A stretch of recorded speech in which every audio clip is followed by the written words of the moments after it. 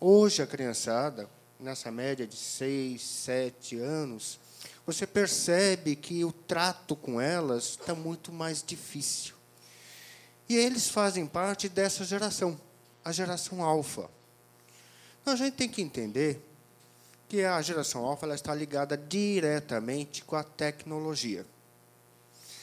Ela está ligada com as novas modos de informar, de passar informação, de receber informações.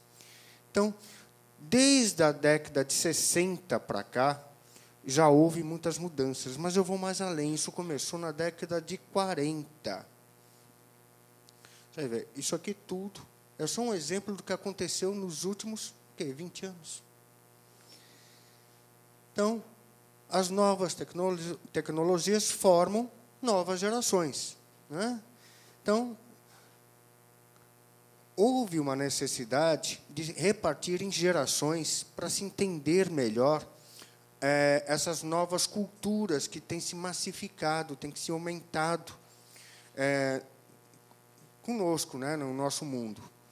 Então, desde a década de 40, 50, 60, 70, 90, que houve muita mudança, principalmente com o jovem e adolescente. As nossas crianças de ontem, que são os adultos de hoje, não estão conseguindo lidar com o que eles criaram. Está difícil. E eu vou explicar por quê. Bom, antes de mais nada, para se entender a geração alfa, a gente tem que fazer uma rápida explanação sobre as outras gerações, né? Começou com a Baby Boomer, né, que nada mais é que explosão de bebês. Isso foi na década de 40, logo após a Segunda Guerra Mundial. Logo depois que houve a Segunda Guerra Mundial, houve um boom, literalmente, de novas tecnologias e novos tipos de informações, né? Lembrando que, na época, o que havia era o telégrafo. A comunicação que havia na época era telégrafo, gente. Que hoje, né? Essa geração começou a se destacar a partir da década de 50, com telefone e televisão. Embora no Brasil a televisão só tenha chegado em 62, ela já existia há pelo menos 10 anos nos Estados Unidos. Depois dessa geração veio a X, né, que é a mais conhecida de todas. Ela tem a sua data de nascimento mais ou menos na década de 60. Né, e é formada pelos filhos, é claro, da geração Baby Boomer, que formará depois, em seguida, a geração Y. Entre as principais características da geração X, temos busca da individualidade sem perda da convivência em grupo. Esse é o detalhe mais importante na geração X. Eles quiseram manter uma individualidade, mas não quiseram perder a convivência em grupo. Eles viviam em harmonia. Foi a época dos hippies, né? Que viviam em grupos, pregavam a paz, a maturidade e escolha de produtos de qualidade, ruptura com as gerações anteriores, ou seja, queremos a paz, não queremos a guerra. Era uma outra visão. Começou a ter uma nova dinâmica, um novo olhar, né? Maior valor dos indivíduos do sexo oposto, começou a luta do feminismo, foi também a época que começou o biquíni, começou o feminismo a ficar em mais ênfase, busca por seus direitos, respeito à família menor que de outras gerações. Começou também a ter essa ruptura com família. Eles eram muito mais amizade, muito mais contexto social do que a própria família. Procura de liberdade, e destaca-se nessa geração a modernização dos computadores. Lembrando que os computadores na década de 50, 60, eram do tamanho aqui, ó, até o teto. O computador menor era desse tamanho. Então, começou a se modernizar, né? A internet começou a nascer na década de 80. Aí veio a geração Y, né? Que, ao contrário do que muitos pensam, não se refere exatamente a uma legião de adolescentes, mas sim uma determinada geração nascida entre a década de 80 e 2000. Então, essa geração ela é, vamos dizer, a que está hoje em vista os adultos. A grande maioria dos adultos das gerações tecnológicas estão nessa fase, de 80 a 2000. Né? São filhos da geração X e netos da Baby Boomer. Né? Nasceram em um mundo que já estava se transformando em uma grande rede global. A internet, e-mails, redes de relacionamentos, recursos, tudo isso já estava. Quando as pessoas nasceram na década de 80, isso aí já estava em ênfase, estava crescendo, já estava bom. Eu posso dizer que eu faço parte dessas 3 gerações, porque eu tenho filhos que nasceram na década de 80 e tenho filhos que nasceram agora em 2010. Então, realmente, dá para entender bem essa mudança. A mobilidade das comunicações é outra característica associada ao seu consumo. Começou a aparecer o famoso telefone móvel. Né? Até então, era aquele patacão que tinha nas casas. Você, se quisesse se comunicar na rua, você tinha que achar um orelhão inteiro e funcionando. Né? Hoje, uma criança de 7, 6, 5 anos, quando vê aquele orelhão, não imagina para que servia, né? Porque telefone não tem lá dentro, você pode procurar que não encontra. Mas fica imaginando para que serve aquele negócio. Se você fala, tinha um telefone aí, ela vai falar, não, mas que burrice, é só catar esse aqui. O pequenininho que ela carrega, com 6, 7 anos de idade. Também são chamados de millennials, por serem geração da mudança do milênio, né? 2000 para 2001, 2002. A geração Y ela é muito conhecida pela multitarefa. Consegue falar com amigos ao telefone, enviar mensagens, visitar os sites de relacionamento e ouvir música. Tudo isso simultaneamente. Não está muito diferente dessa de hoje, né? A internet para a geração Y é como as bibliotecas ou bancas de jornais para gerações anteriores. Ou seja, o que você ia numa banca de jornal ou numa biblioteca procurar, hoje você abre o computador ou pega o telefone e vai lá no Google e acha. Você parou. Você hoje consegue ler em PDF o que você demoraria, às vezes, 6 meses esperando chegar um livro. E depois o tempo de ler o livro. Hoje não. Hoje você abaixa em 5 minutos, 3 minutos, dependendo da sua velocidade, e tem o material em mãos. Década de 60. Quem não se lembra? Tem gente que aqui acho que é novinha, não lembra. É bem da minha época. Era meu seriado favorito. Era esse e Viagem ao Fundo do Mar. Eram os 2 que eu gostava. Né? Jornada nas Estrelas, 66. Lá tinha o famoso Capitão Kirk. E olha ali com o telefone dele, ó. Comunicador, né? Quem lembra do telefone dele? Já na década de 90, olha eu. Aí, década de 60. Década de 90. Olha, realmente, as cenas dos filmes, né, a imaginação, ela se tornou realidade no decorrer do tempo. Né? A década de 60. Quer dizer, hoje a nossa realidade é diferente. Para mim já é difícil entender como houve tanta modificação. As crianças de hoje não entendem como era assim. Para elas é natural. A gente tem que entender que elas... Eu trabalho com especiais, né, pessoas, às vezes, com crianças com deficiências. É diferente quando você perde, por exemplo, um braço depois de adulto e a criança que nasce faltando esse membro. O contexto dela já é faltando um membro. E, portanto, é natural para ela agir conforme a situação que ela se encontra. Então, a geração Y não sente necessariamente necessidade de aprender ou se aprofundar a nada. Isso é uma questão importante. Lembrando que a geração Y é de 90. Então, o pessoalzinho lá, que hoje tem seus 25, 30 anos, eles mudaram, né? Formou-se até, inclusive, uma geração chamada geração neném. Nem quero saber de nada, nem estou aí para você. Né?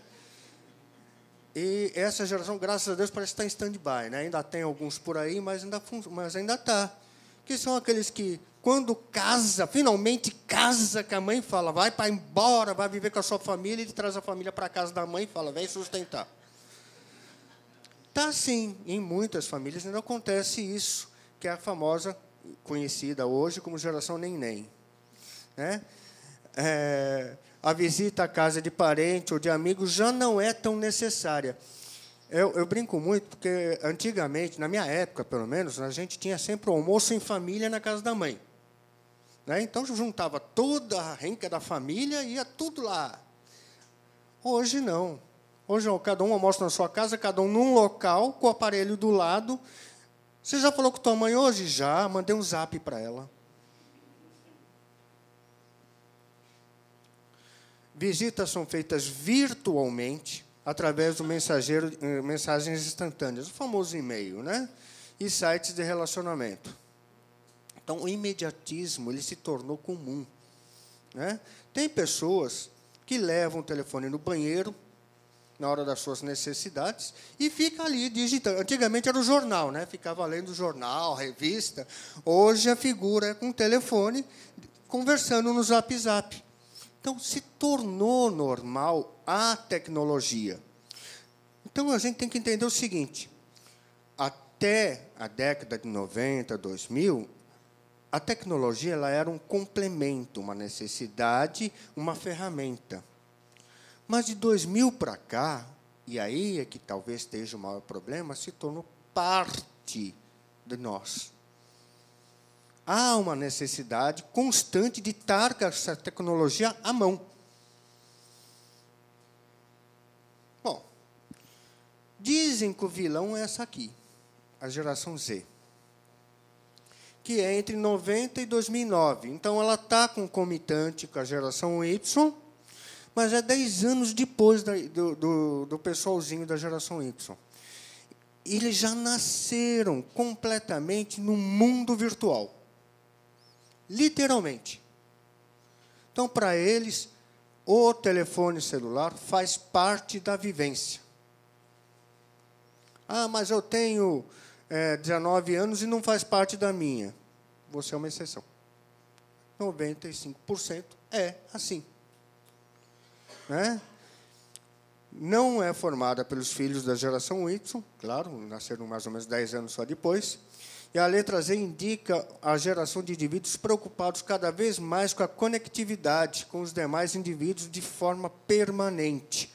Portanto, é o Facebook, é o WhatsApp, são programas em que ele possa estar inteirado e interagindo com as pessoas dioturnamente, sem a necessidade de estar junto, estar perto, estar se comunicando.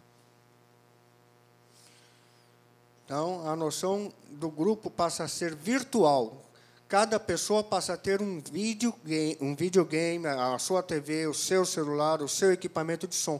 Isso a gente percebe muito, e é cultural, tá, gente? É televisão no quarto dos filhos, televisão na sala, né? Aí cada um tem o seu próprio celular.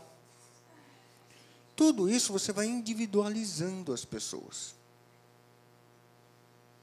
Isso muda a forma de comportamento e relacionamento social de sobremaneira, já que, até então, essas formas de diversão, entretenimento ou comunicação eram feitas de forma coletiva.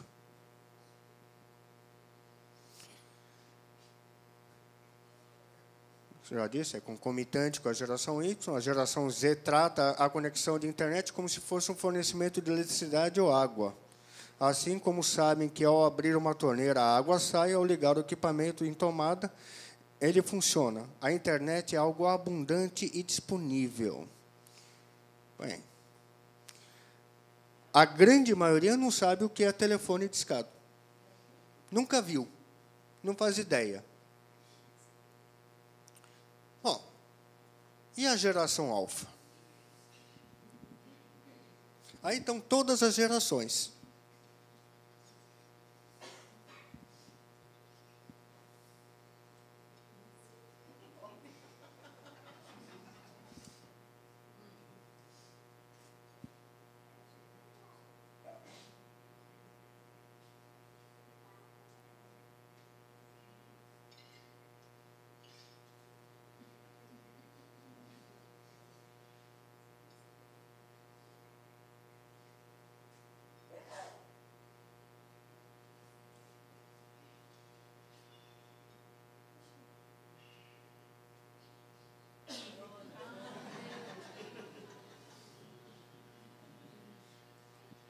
Mas é exatamente assim que hoje as coisas estão, né? Quando você vai num restaurante, a primeira coisa que você faz não é pedir o menu, é pedir a senha do Wi-Fi. Você não conversa mais com as pessoas que estão à sua volta na mesa. A não ser se para perguntar, você mandou o zap, você já conseguiu a senha, já está se ligando. Não há mais comunicação, né? Nascerão em um mundo conectado em rede, e a próxima geração de nascidos a partir de 2010 poderão ser filhos tanto da geração Y como da geração Z. Portanto, são filhos de pessoas que já nasceram com o mundo virtual. Lembra do exemplo que eu dei do menino sem braço? Pois é. Então, são nativos, né? São pessoas que nascem já com o mundo digital, né? Já estão inerentes a esse novo mundo, a essa nova façanha de ter acesso à internet, de ter rapidez na comunicação, de ter informações, às vezes nem tão boas, mas tem informações. Então, no sentido mais amplo, refere-se a pessoas nascidas a partir da década de 70, um nativo digital, né? Agora, quem não nasceu nessa época, é o meu caso, né? Infelizmente, eu sou só um usuário de tecnologia, assim que eu fui classificado, né? Fazer o quê? Bom, em resumo, as principais gerações são os baby boomers, né? A geração X, entre década de 60 e 80, geração Y, entre 80 e 2000, a geração C, que está ali, 1990 e 2009, e a famosa, e a que nós estamos falando, geração Alfa, né? Crianças bonitinhas, bacaninhas, mas peraltas, desobedientes, teimosas, hiperativas, né? Então, o uso indisciplinado e sem devida orientação de novas tecnologias ocasionam muitos problemas nas crianças, né? Passam a ter rapidez de pensamento e incapacidade de alinhá-los. Dessa forma, pode facilitar muito em determinadas áreas e em outras nem tanto, né? E aí aparece o nosso amigo Augusto Cury com a síndrome do pensamento acelerado, e que vai justificar muita coisa que vocês veem nessas crianças que hoje estão aí, né? Quem tem o síndrome de pensamento acelerado não consegue gerenciar os pensamentos plenamente, não consegue tranquilizar sua mente. O maior vilão da qualidade de vida do homem moderno não é seu trabalho, nem a competição, a carga horária excessiva ou as pressões sociais, mas o excesso de pensamentos. A síndrome do pensamento acelerado compromete a saúde psíquica de 3 formas: ruminando o passado e desenvolvendo sentimento de culpa, produzindo preocupações sobre problemas existenciais e sofrendo por antecipação. Aí, nossa amiga psicóloga deve saber que isso diretamente está ligado a uma série de transtornos que são pipocados por causa disso. Desde depressão, ansiedade, síndrome do pânico e tantos outros transtornos. Puxa, mas eu não era assim. Você, antes, graças a Deus, tinha um livro para ler, para relaxar. Você tinha ali um seriado que nem a Jornada nas Estrelas, para ficar ali se divertindo. Hoje não. A criançada pega ali e pronto. Vai assistir um filme, eu quero chegar logo no final. É como abrir um livro, ler a primeira página, ler a página do meio e ler a última página. Pronto. Aí eu faço um resumo de vida. Herculano Pires, ele foi perfeito nessa frase aqui. E isso, gente, em 1979, na era tecnológica, em que encontramos a subversão das estruturas antigas, chega ao extremo. Profetas alucinados pregam a destruição pura e simples da família e a volta do homem a uma liberdade primitiva que nunca existiu. Puxa, Está parecendo realmente tão atual isso, né? Os freios de aço da moral burguesa não podem mais conter o ímpeto da carne, dessa frágil carne humana, mais forte que a pedra e o aço. Rompem-se os tabus sexuais e a liberdade. Essa deusa de barrete frígido dos ideólogos franceses reverte-se em libertinagem. Não há mais freios, nem divinos, nem humanos, que possam conter a fúria dos impulsos desencadeados. Os faunos recalcados do puritanismo vitoriano esfregam as mãos e arregalam os olhos, concupiscentes ante o alvorecer da irresponsabilidade. É nesse momento que o conceito espírita de família se impõe com a única solução para os problemas atuais. Perfeito. E eu vou me aprofundar nessa parte de como o conceito espírita se faz necessário para ajudar a criar essas novas gerações. Porque é automático, não tem como você tirar o computador. Como eu disse, se tornar um complemento, parte, como se fosse parte do corpo. Então, você estaria indo contra uma realidade dessas novas crianças. Mas você tem que saber dosar, tem que saber separar, você tem que saber falar não. E ensinar a elas escutarem e aceitarem o não. Aí muita gente diz que essas crianças, com essa nova inteligência, com esse novo conhecimento, são as famosas crianças índigo, né? Crianças, no caso, o índigo é o termo utilizado para descrever essas crianças que teriam uma inteligência acima da média, com poderes especiais, né?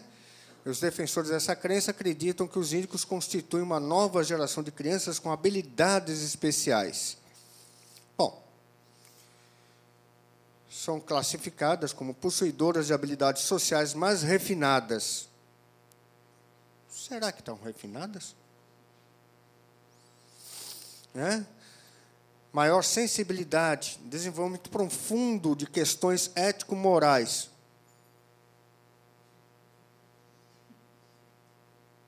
Eu acho que não tem nenhum índigo, pelo menos não nessa geração. Bom, se eu for passar pelo lado espírita, a gente entra com o nosso amigo Divaldo Franco, onde as crianças índigo, elas são, como os exilados de capela, são crianças com espíritos de outros planetas, né? Vem ali de Alcione. São criaturas especiais que destinam guiar a humanidade para a transformação da humanidade terrena com uma multidão iluminada em uma multidão iluminada e fraternal. Eu concordo.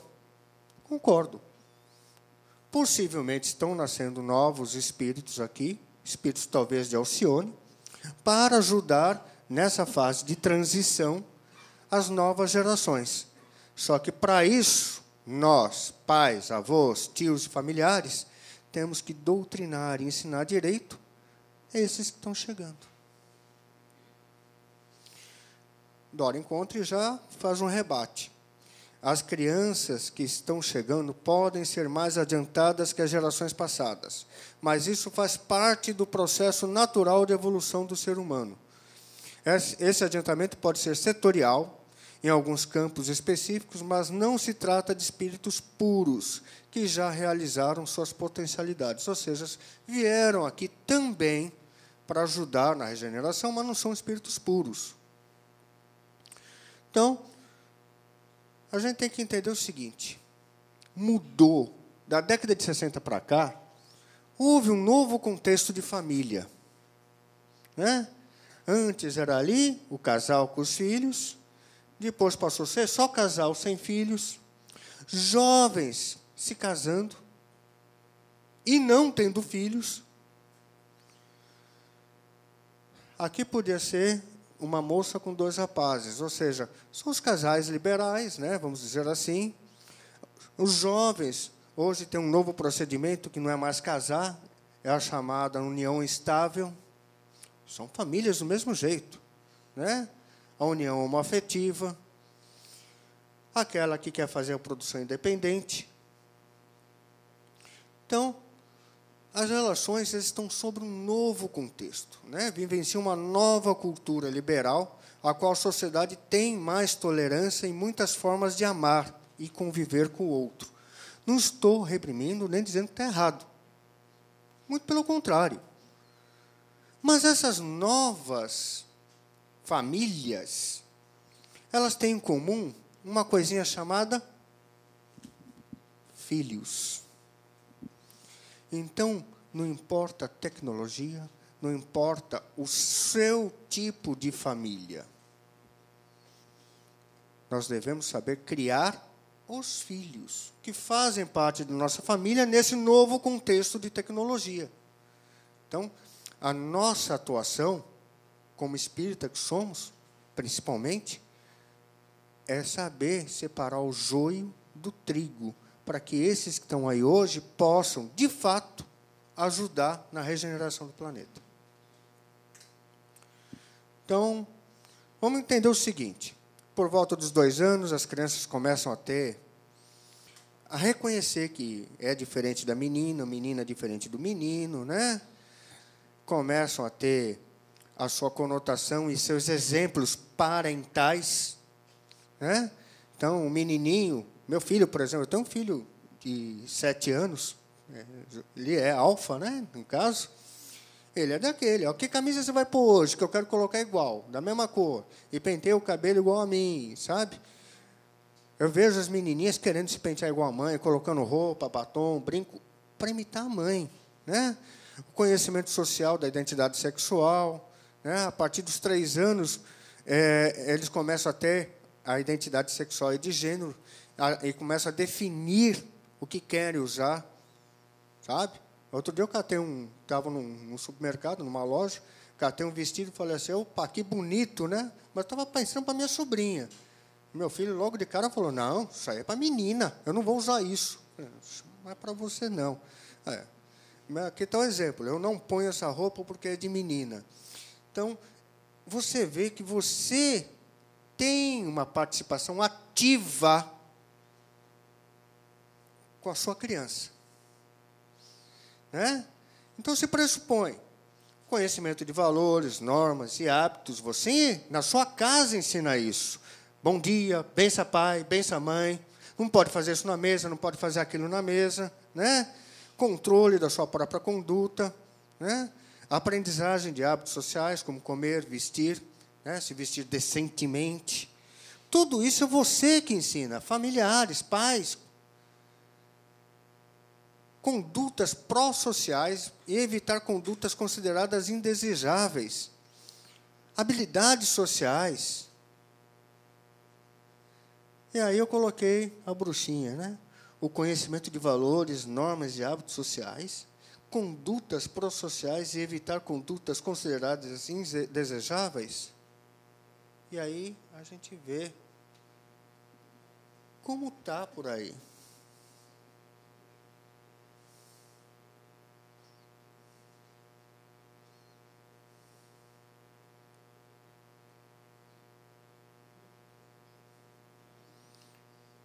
E nas tecnologias?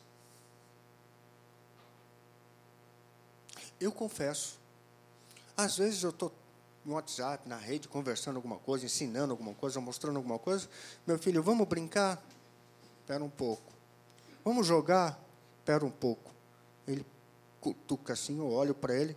Larga esse telefone um pouco, vamos brincar comigo. Aí eu largo o telefone e vou brincar com ele, é claro. Porque eu estou vendo que eu estou caindo nessa arapuca. Arapuca virtual, eu diria. Né? Então, na questão do Livro dos Espíritos, questão 582, pode-se considerar uma missão a paternidade? Sem contestação possível, uma verdadeira missão. É, ao mesmo tempo, um grandíssimo dever e que envolve mais do que pensa o homem, sua responsabilidade quanto ao futuro. ao futuro, é o que eu disse desde o início. Deus colocou o filho sobre a tutela dos pais, a fim de que eles dirijam pela senda do bem. A língua enrolou, facilitou a tarefa, dando àqueles uma organização débil e delicada, o que torna propício a todas as impressões. Muitos há, no entanto, que mais cuidam de aprumar as árvores do seu jardim e de fazê-la dar bons frutos em abundância do que formar o caráter de seus filhos. Se este vier a sucumbir por culpa deles, suportarão os desgostos resultantes dessa queda e partilharão os sofrimentos do filho na vida futura, por não terem feito o que lhes estava ao alcance para que ele avançasse na estrada do bem. Então, Livro dos Espíritos, 1800, gente. Explicando aqui. Então, é importante que as crianças tenham conhecimento e acessem o mundo tecnológico, é claro. Mas também elas têm que interagir, brincar, serem crianças, que hoje não são. E mais, os adultos têm que participar dessa brincadeira. Tem que largar o telefone, tem que largar o computador e se divertir com suas crianças, com seus filhos, com seus sobrinhos.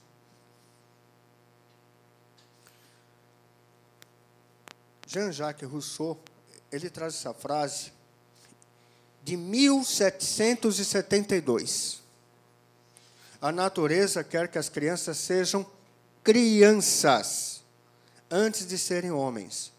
Se quisermos perturbar essa ordem, produziremos frutos prematuros que não terão nem madureza nem sabor e não tardarão a se corromper. Teremos doutores infantis e crianças velhas. A infância tem maneiras de ver, de pensar, de sentir que lhes são próprias. Nunca esse homem esteve tão atual quanto agora.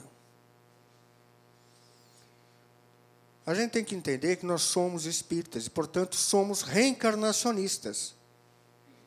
As crianças de hoje foram adultos em outra vida, aqui mesmo. Então, muitas vezes, esse desentendimento, essa raiva, tudo isso que a gente recebe a contraponto de nossos filhos, nossos netos, nossos amigos infantis, são porque tiveram alguma coisa em outra vida. Em outro momento, a gente passou por algum desalinho, e essa família hoje formada é um resgate. É a chance da gente ajudar aquele que no passado pudemos ter prejudicado. E será que nós estamos ajudando? Inimigos do passado que hoje nascem com a missão de aprender a conviver como irmãos. Assim, o desamor entre familiares muitas vezes são causados por desequilíbrios de outras vidas. Aqui, Francisco Cândido Xavier nos dá, na obra Ação-Reação, essa frase que eu achei perfeita também. A reencarnação no resgate é também a recapitulação perfeita. Se não trabalharmos por nossa intensa e radical renovação para o bem, através do estudo edificante que nos educa o cérebro e do amor ao próximo que nos aperfeiçoa o sentimento, somos tentados hoje pelas nossas fraquezas, como éramos tentados ainda ontem, porquanto nada fizemos para suprimir, passando habitualmente a reincidir nas mesmas faltas. Então, erramos ontem, erramos antes de ontem, e agora?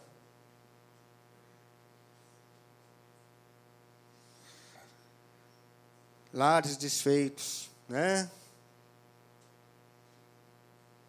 O mundo tecnológico hoje também ajuda muito nisso.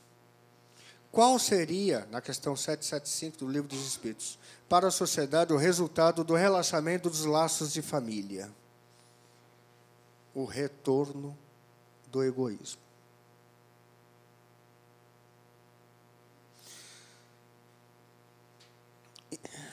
nessa obra, no capítulo Impressões Gerais em Viagem Espírita de 1862. Kardec ele nos diz o seguinte: é notável verificar que as crianças educadas nos princípios espíritas adquirem uma capacidade precoce de raciocínio, que as torna infinitivamente mais fáceis de serem conduzidas. Isso não as priva da natural alegria, nem jovialidade. Todavia, não existe nelas a turbulência, essa teimosia, esses caprichos que tornam tantas outras insuportáveis. Pelo contrário, revelam um fundo de docilidade, de ternura e respeito filiais, que as leva a obedecer sem esforço e as torna responsáveis nos estudos. Foi o que pudemos notar em nossa observação e geralmente confirmada. Essas crianças, por sua vez, educarão seus filhos nos mesmos princípios, e quanto isso, os velhos preconceitos irão, de pouco em pouco, desaparecendo com as velhas gerações, tornando-se evidente que a ideia espírita será um dia a crença universal. Meu filho faz evangelização. É outra criança ali. Ele brinca, se diverte, interage e leva isso para casa. Tanto leva que ele me cutuca e fala: largue o telefone e vamos brincar. Lembra a primeira foto? Está aí, ó. Os adultos esquecem facilmente de que foram crianças que se acham integrados num mundo diferente, o mundo da gente grande. O mundo dos adultos é geralmente feito de ambições, temores, ódios e violências. É um mundo hostil, muitas vezes brutal. Os adultos se tornam criaturas práticas, objetivas, eficientes, o que vale dizer egoístas, secas, frias e insensíveis. Se fizessem algum esforço para vencer essa frieza mortal, lembrando-se um pouco da infância, voltariam a viver e seriam capazes de amor e ternura. Isso aí é Herculano Pires, na obra Pedagogia Espírita. Obrigado, gente.